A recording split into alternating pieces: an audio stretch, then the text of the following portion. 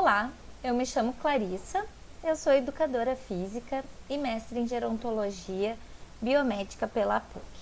E hoje eu vim conversar com vocês sobre as consequências da inatividade física e sedentarismo no processo de envelhecimento. Antes da gente adentrar no conteúdo do sedentarismo, eu acho muito importante a gente repassar o que é o conceito, então, de envelhecimento. O envelhecimento, ele é um processo contínuo, dinâmico e individual, marcado por diferentes transições em diferentes aspectos, principalmente nos aspectos psicológicos, sociais e também biológicos. Então, essas transformações e esses envolvimentos, psicológicos, sociais, biológicos, vão resultar no processo de envelhecimento individual.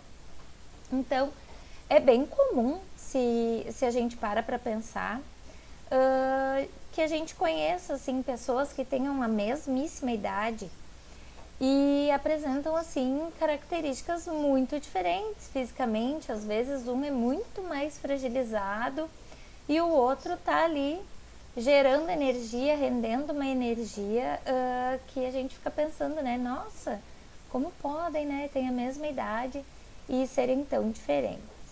Isso acontece, então, por vários fatores. Um deles pode ser a influência desses aspectos, então. Então, o que a gente quer de um envelhecimento? A gente deseja que o envelhecimento da gente e de todas as pessoas seja um envelhecimento bem-sucedido. Mas o que se entende, então, pelo envelhecimento bem-sucedido? O envelhecimento bem-sucedido, ele é visto como uma perspectiva biomédica e psicossocial.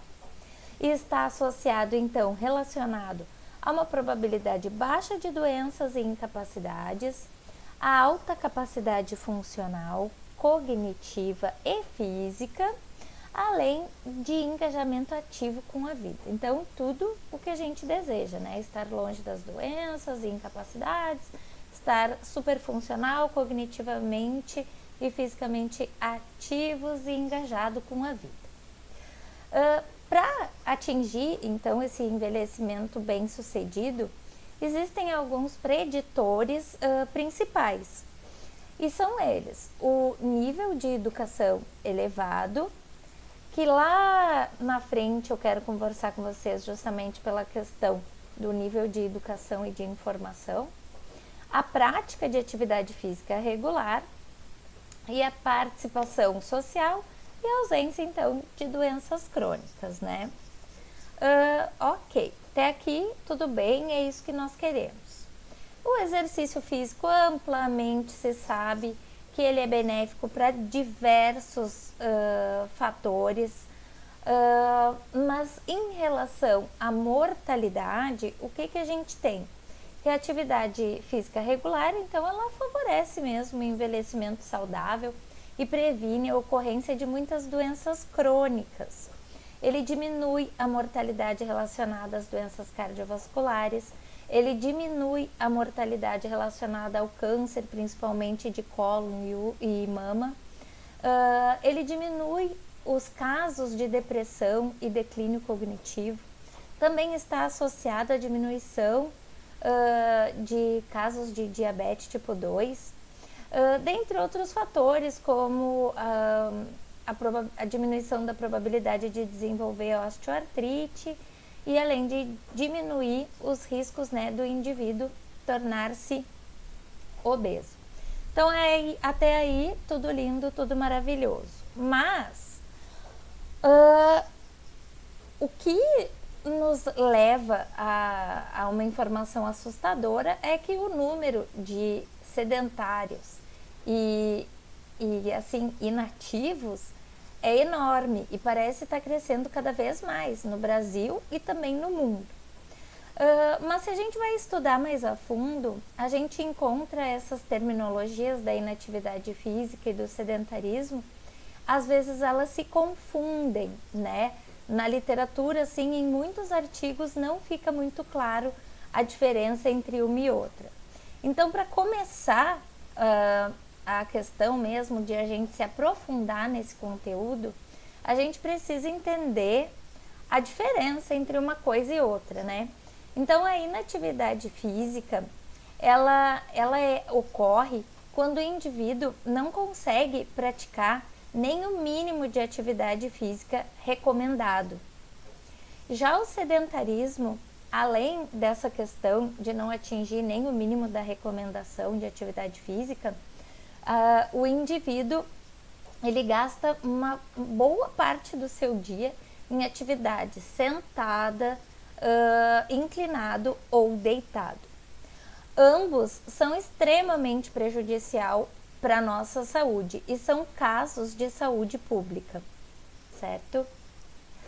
Mas em termos assim de estudo e para nossa própria compreensão, como é que a gente pode medir então? Será que eu sou sedentária? Será que o meu aluno é sedentário mesmo? Como que eu faço para mensurar esse comportamento?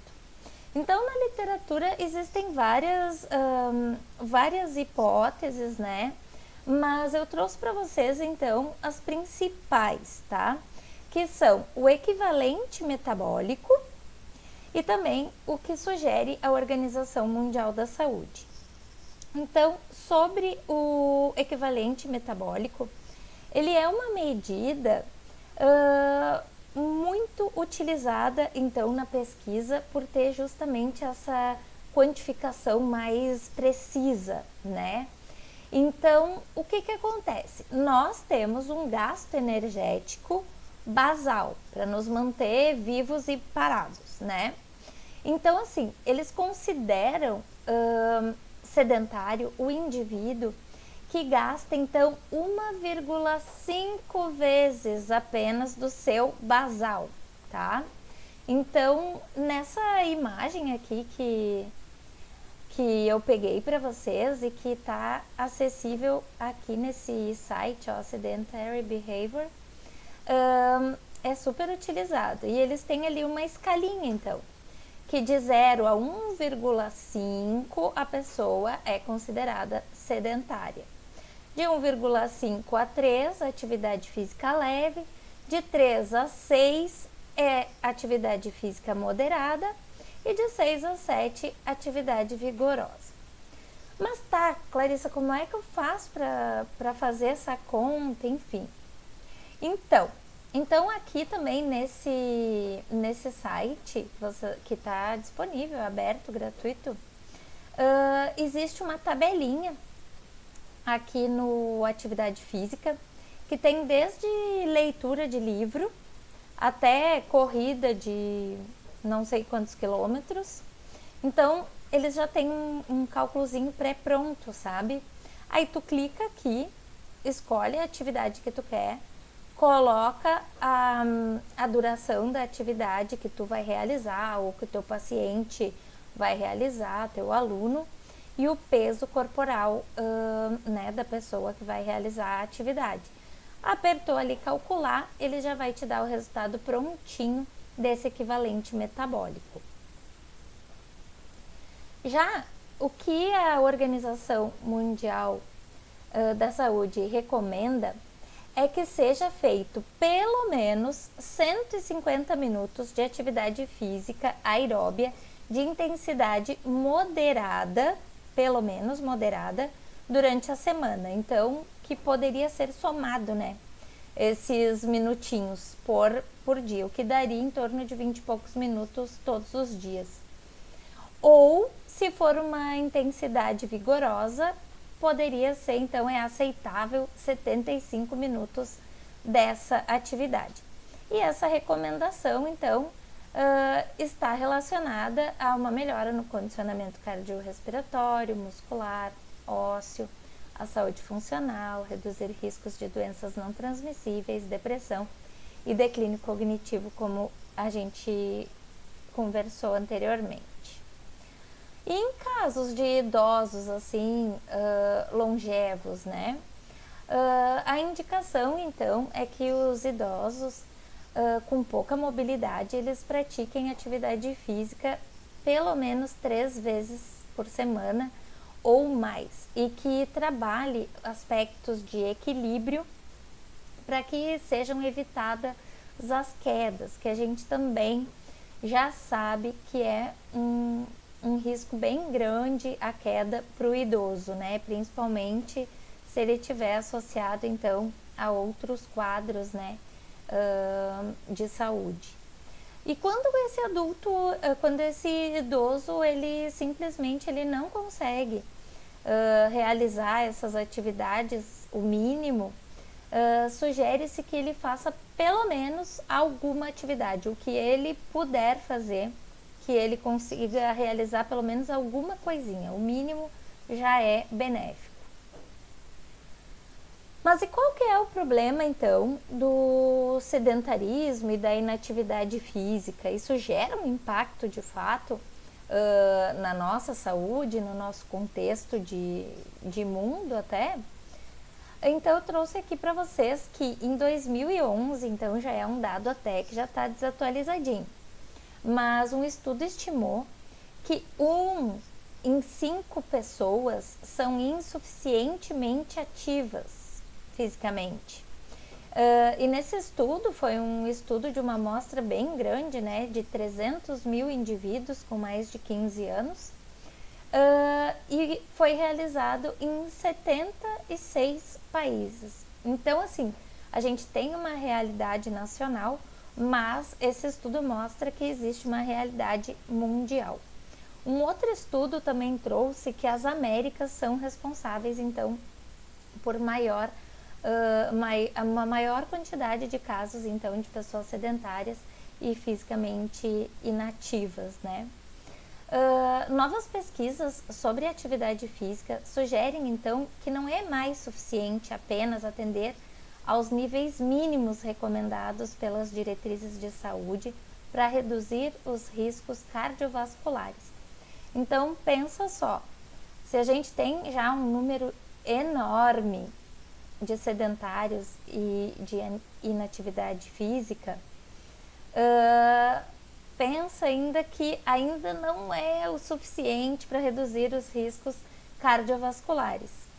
Ele funciona sem a menor sombra de dúvidas, mas não é tão potente, tão eficiente ainda. Então, como é que a gente vai administrar esse desequilíbrio, né, de necessidade e de realidade, o que a gente tem no momento? Esse quadro de inatividade física e de sedentarismo, ele gera um alto custo de hospitalizações, e o que a gente nota é que não existe uma conduta focada na prevenção, então, desse comportamento, né? Normalmente são medidas mais para, né, já gera aquela custo de hospitalização e parece que vão tapando o sol com a peneira, né? Quando a estratégia de prevenção seria muito mais economicamente muito mais viável e melhor para toda a população. Mas sabendo de tudo isso, por que é que as pessoas continuam assim nesse comportamento tão sedentário, tão sem vontade de fazer exercício físico, né? Não é fácil, né, pessoal, de esclarecer o porquê dessa conduta. Mas se a gente pensar evolutivamente, nós somos no nosso processo de evolução, houve um tempo que era necessário a gente sair, caçar para poder se alimentar, né? E hoje em dia, até em função da pandemia, ficou muito claro que a gente não precisa sair de dentro de casa para quase nada, né? Nem se alimentar, nem ir ao mercado, nem pagar as contas, nem ver os amigos. Então, existe na modernização um convite ao comportamento sedentário, né? A outra questão que eu acho bem importante é que às vezes, até como a gente viu lá nos primeiros slides, que uma boa escolaridade, né, então um bom acesso à informação está associado ao envelhecimento bem-sucedido. Isso é muito importante. Porque o que acontece? Às vezes as pessoas, por falta de informação, acabam associando uma vida ativa única e exclusivamente a uma academia. Só que, muitas vezes, isso requer um investimento financeiro, um planejamento para ir, de fato, para uma academia, para uma musculação, para um pilates, né? E quando, na verdade, quando a gente leva a informação, o indivíduo sabe que ele tem como melhorar a sua qualidade de vida, melhorar o seu perfil de atividade física sem custo mesmo, com uma simples caminhada, uma caminhada mais vigorosa pela quadra ou num parque.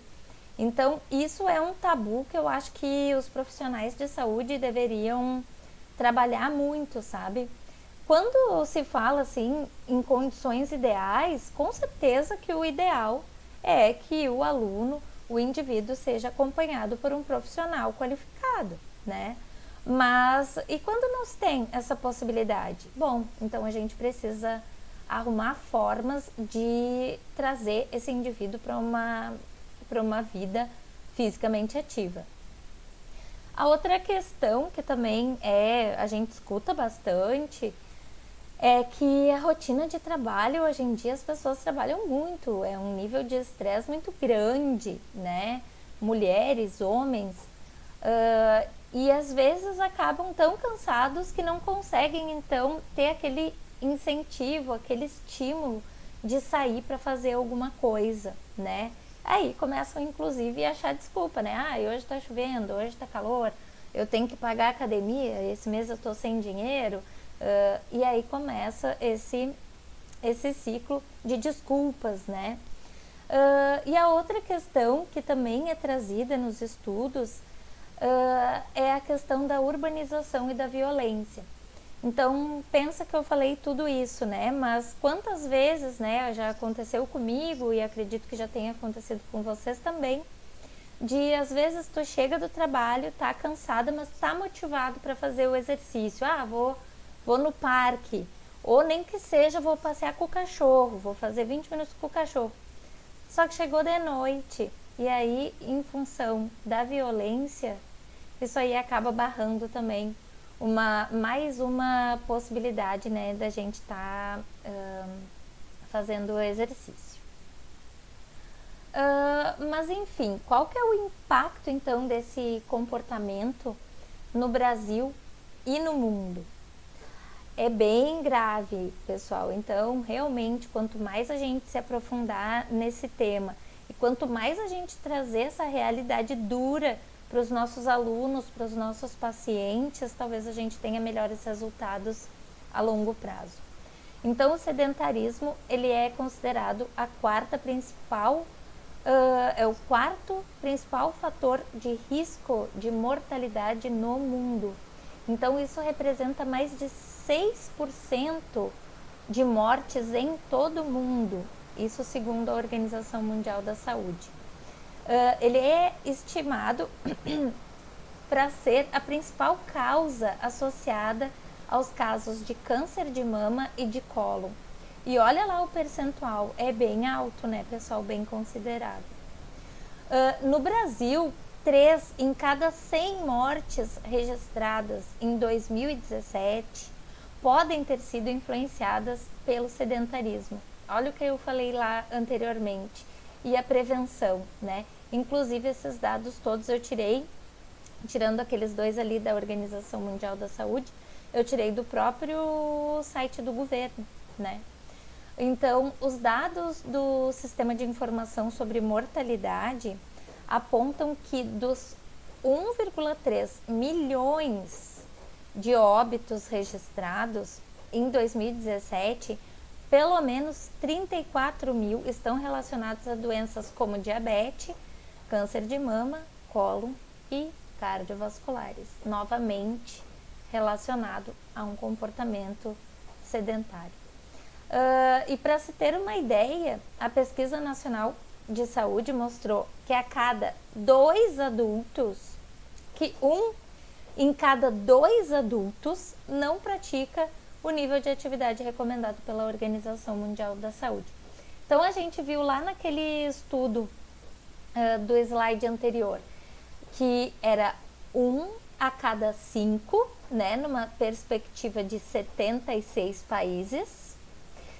Mas a nossa realidade do Brasil, então, consegue ser ainda pior, porque 1 a cada 2 é 50%, então, da população que não pratica o nível de atividade física recomendado, né? Então, eu trouxe para vocês a relação da inatividade física e do sedentarismo com algumas doenças atreladas e conhecidas em indivíduos idosos, né? Então, as doenças crônicas, para começar, que são então as não transmissíveis, a gente pode considerar um mal do século e hoje é considerado uma epidemia. Os dados relacionam o sedentarismo e a inatividade física com doenças crônicas e um aumento, então, do consumo de medicação. Alguns estudos também associam que quanto mais horas o indivíduo passa sentado, mais associação terá com os casos de doenças crônicas. Então, nesse estudo específico, eles colocaram que então mais de 4 horas por dia sentado já geraria esse prejuízo. E é muito fácil ficar 4 horas sentado, né? Principalmente sentado no computador, trabalhando, estudando, é bem fácil. A inatividade física e o sedentarismo, então, ele é considerado um fator de risco independente para as doenças cardiovasculares. E acredita-se que os mecanismos envolvidos incluem a resistência à insulina, a dislipidemia, a hipertensão e o aumento da inflamação. E também escrevi errado ali, mas também pode estar associado a uma disfunção endotelial. Outro caso muito corriqueiro nos nossos idosos, né? A incontinência urinária. Então, nesse estudo que eu trouxe para vocês, o estudo detectou maior prevalência da incontinência urinária em mulheres e associaram, então, que a incontinência urinária estava um pouco relacionada com a média de idade, o peso e o índice de massa corporal. Então, quanto maior a idade, o peso e o índice de massa corporal, maior a probabilidade de estar com uma incontinência urinária. Novamente, todos os fatores que a gente viu ali que o exercício poderia estar contribuindo, né? Então, eles colocam também que o grupo de pacientes com incontinência apresentou hábitos mais sedentários em comparação ao grupo de participantes saudáveis, né? Então, novamente, peso, índice de massa corporal, tudo a ver com comportamento sedentário. Outra questão extremamente associada aos nossos idosos e extremamente ligada ao comportamento sedentário e inativo é a osteoporose, né? Então, a nossa perda de massa óssea. Então, que além dos fatores hormonais que estão envolvidos na origem da osteoporose, acredita-se que a falta de atividade física seja considerado um fator de risco para originar, então, essa osteoporose. Porque são muitos os estudos que correlacionam o sedentarismo ou a inatividade física com a perda de massa óssea. E devido a essa forte relação entre a atividade física e a densidade óssea, a atividade física tem sido preconizada como uma estratégia para impedir a perda óssea e para manter a integridade esquelética.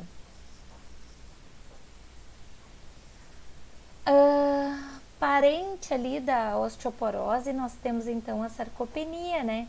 Que tá ligada então à atrofia e perda das nossas fibras musculares, afetando principalmente as fibras musculares de contração rápida e suas unidades motoras. Então, lá na figura, lógico que é apenas uma ilustração, mas a gente vê, então, né, um músculo ali cheio de saúde e na sarcopenia aquela musculatura, assim, bem desmaiadinha, né? E as principais causas para o desenvolvimento da sarcopenia são também alterações hormonais, deficiências nutricionais, inflamação crônica, mas muito em função de uma diminuição da atividade física, muito relacionado ao comportamento sedentário. Agora, até eu não coloquei aqui, mas agora se vocês notarem assim, pós período pandemia, se vocês observarem o corpo de vocês, quando vocês praticam alguma atividade aeróbia, por exemplo, vocês já vão sentir que estão um pouquinho mais ofegante do que antes para fazer a mesma coisa. E a musculatura também, acredito que eu noto em mim, acredito que outras pessoas também consigam observar em si, que a musculatura ela dá uma murchadinha, simplesmente pelo fato de essa diminuição, né, da nossa atividade física diária mesmo, né? E o tratamento então para sarcopenia, novamente o exercício físico, o treinamento de força e uma ingestão nutricional adequada formam a base do tratamento bem sucedido da sarcopenia. É outro artigo, outro autor, e o exercício continua sendo pauta para tanto prós quanto contra, né? A ausência dele causando então essa condição de sarcopenia e a presença dele para trazer essa recuperação. E quando se somam os dois, então, a osteoporose com a sarcopenia. E aí tem um nome, inclusive, que é a osteosarcopenia, né? E esses dois juntos, eles são extremamente perigosos, porque torna o indivíduo com um risco muito aumentado de ter uma hospitalização, por exemplo, em função de sua fragilidade, podendo gerar uma queda e uma situação que acabe se estendendo a uma situação muito mais difícil, né? E o exercício de resistência continua sendo a estratégia mais promissora para aumentar a massa muscular e óssea. Terceiro artigo, mesma recomendação. E também, que eu acho muito importante que a gente traga, né? São para as questões cognitivas mesmo, né? É sabido que a inatividade física e o sedentarismo, ele gera um prejuízo enorme também para a função cognitiva, mas eu achei legal esse artigo aqui também, que trouxe mais específico em relação à doença de Alzheimer, né? Então, os exercícios em idosos com demência ou com algum comprometimento cognitivo leve, né? Nesses casos leve, melhoram a memória e o volume do hipocampo em comparação a indivíduos da mesma situação e que não praticam exercício algum, tá? Além disso, tem um estudo realizado em ratos, né, que injetaram então beta-amiloide,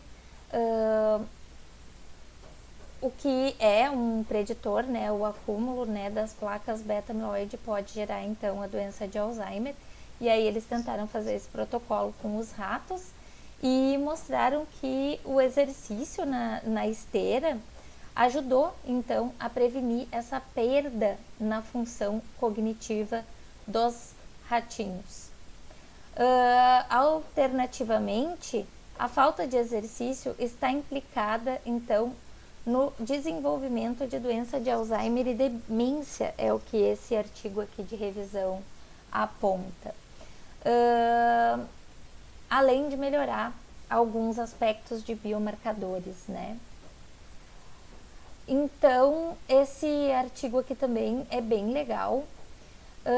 E eu trouxe para vocês porque é um esqueminha, né, mais ou menos de tudo o que a gente falou até agora. Que então o comportamento sedentário em adultos idosos, ele vai trazer um prejuízo para a saúde óssea, um prejuízo para a saúde cardiometabólica, para a composição corporal associado, né, ali ao aumento de IMC, sobrepeso, obesidade, além de estar relacionado então a inatividade física e o sedentarismo, a sarcopenia, as questões músculo-tendíneas, né? O sedentarismo e a inatividade física está relacionado então até uma situação de dependência física, né? Está associado então ao declínio cognitivo, à nossa saúde mental também, porque quando a gente fala de depressão, né, a nossa saúde mental, e está amplamente relacionado com a nossa qualidade de vida. Além de estar, esse aqui que eu acho mais impactante, né? Além de estar relacionado, segundo esse artigo, a todas as causas de mortalidade, né? Então, eu trouxe novamente aqueles primeiros slides para a gente rever isso aqui. O que queremos? O que queremos para a gente e o que a gente quer para os nossos alunos, pacientes, clientes. Nós queremos proporcionar, então, um envelhecimento bem sucedido. E para isso, nós inevitavelmente precisamos conduzir a informação para o maior número de pessoas que a gente puder. E não é apenas para o idoso, porque como a gente também viu lá no começo, o envelhecimento ele é um processo, são escolhas que a gente faz diariamente que vão impactar de fato na nossa condição de saúde. Então, essa informação ela tem que ser trazida e multiplicada para todas as idades, inclusive para as crianças. Incentivar a prática de atividade física regular, lembrar que nós não estamos presos a uma academia para se ter pelo menos o mínimo recomendado pela Organização Mundial da Saúde. Se a pessoa tem condições de fazer parte de algum grupo de exercício físico, melhor ainda, porque aí a participação social também já estará incluída nesse grupo. E assim tentar obter o mais longe possível os casos de doenças crônicas, né? Pessoal, muito obrigada, e o que eu quero reforçar é que a informação é a base de tudo e que a gente não tem que ter medo de falar para as pessoas os riscos reais da inatividade física e do sedentarismo. Não adianta a gente tratar pisando em ovos um tema que é tão sério e tão profundo e que impacta tanto a vida das pessoas. Então não tenha medo de falar, de conversar e de passar a informação do jeito que ela é. Porque assim talvez as pessoas consigam ter um pouco mais de consciência e de repente amanhã consigam acordar com um pouco mais de incentivo para realizar alguma atividade física. Porque outra ilusão que se tem é que a gente vai acordar um belo dia chuvoso e vou acordar hoje feliz e fazer meus exercícios. Não vamos ficar esperando, já disse o Drauzio Varela, não vamos ficar esperando esse dia mágico, né? De repente, se a gente tiver as informações do risco que é ser sedentário, eu acordo sem vontade mesmo, mas vá lá e faça. Então, fica o meu abraço e o meu e-mail para contato, tá bom? Obrigada!